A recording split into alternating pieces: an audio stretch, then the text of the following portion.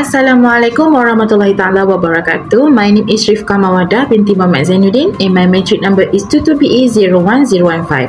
So, my group are going to present about descriptive grammar. Alright, so this is my group members. Alright, so to begin our group presentation on descriptive grammar, I will first define what this field of study actually is and why it is matter to us as a language users. So, according to the sources, descriptive grammar is fundamentally about how people use language in everyday speech. While we often think of a grammar as a list of do's and don'ts from the textbook, descriptive grammar takes a different approach by looking at how our language actually works in the real world. So the sources explain that this is considered part of our natural language. What this means is that descriptive grammar focuses on the internal knowledge of a speaker.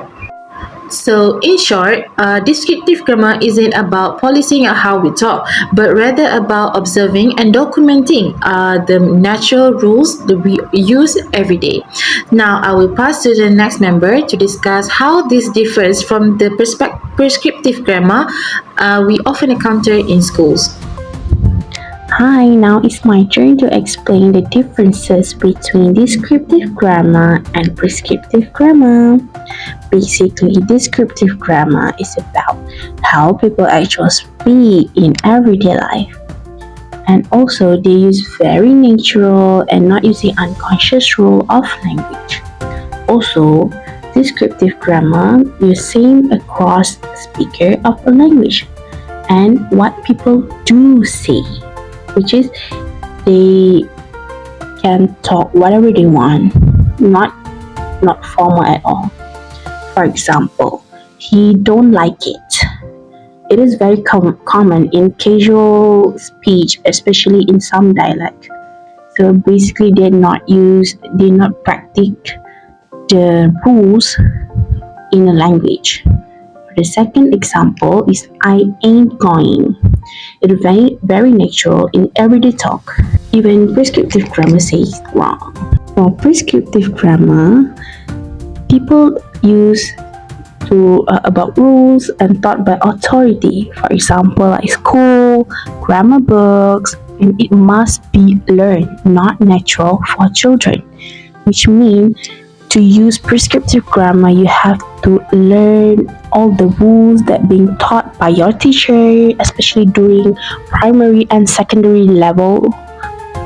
And also, they use prescriptive grammar to show status or proper speech. So whenever a high level position of some people to make a speech, they will use prescriptive grammar to make it formal. So also, what people should say. What's the meaning by should say? Which is that people have to say in a sentence in correct grammar. For example, he don't like it. Prescriptive grammar say this is wrong.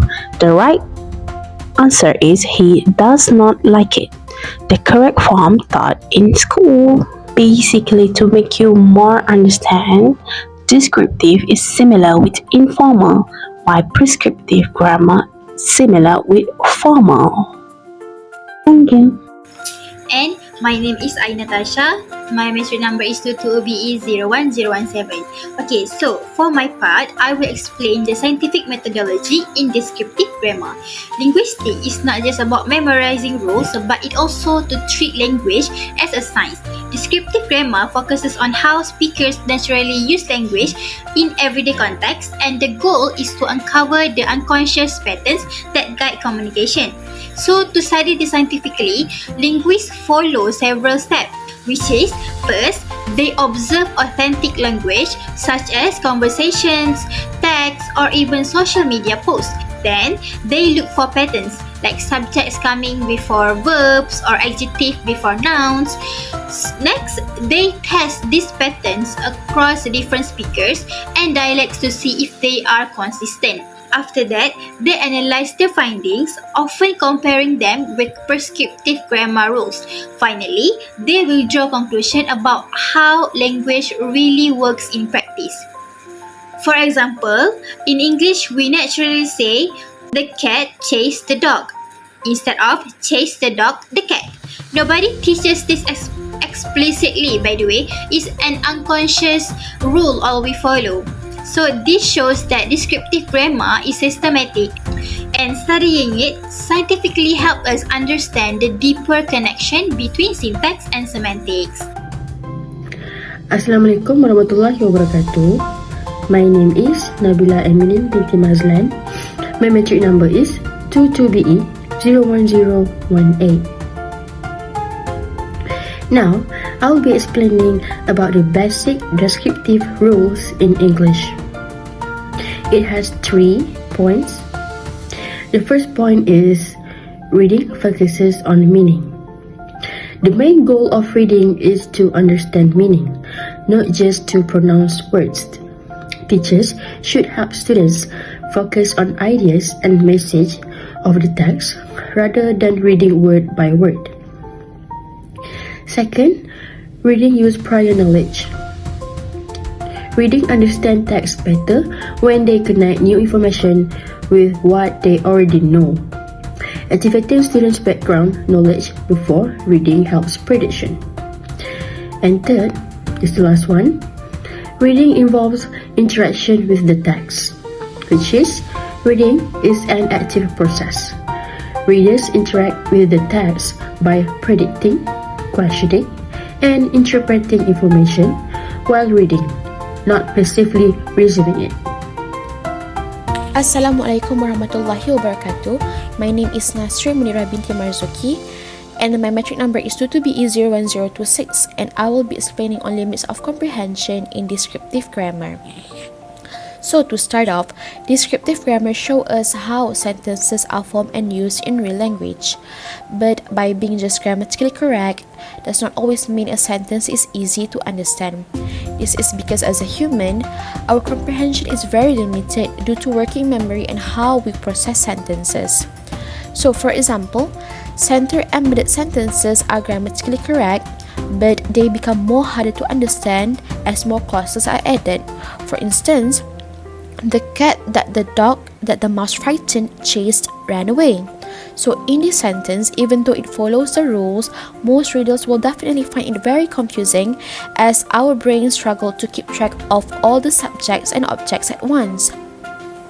Next is garden path sentences, which it initially lead us to the wrong interpretation and will eventually force us to reanalyze. For instance, the horse raced past the barn fell. So in this sentence, readers will first assume that raced past the barn is the main action, and later they realize that fell is actually the main verb.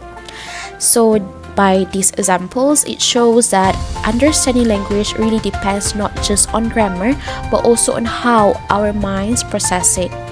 Sentences that are way too complex, too unpredictable, and too unexpected can be very confusing even if they are grammatically correct. To conclude, descriptive grammar tells us what is possible in the language. However, human cognitive limits determine what is easy to comprehend. Therefore, by knowing this, it helps in ensuring a smooth, effective, and clear communication. Now I will be explaining about cognitive processing and descriptive grammar. So, cognitive processing refers to how the human brain naturally understands, interprets, and produces language in real time. This process happens automatically without speakers consciously thinking about the grammatical rules. Descriptive grammar focuses on how language is actually used by speakers in everyday life instead of informal settings, which means it reflects our internal and mental knowledge of grammar rather than the prescriptive rules found in textbooks. For example, native speakers are able to judge whether a sentence sounds acceptable or not, even if they never heard of the sentence before. This shows that grammatical knowledge is mentally represented and largely unconscious. However, not all grammatically correct sentences are easy to understand. Some sentences follow a descriptive grammar rules, but they are cognitively difficult to process.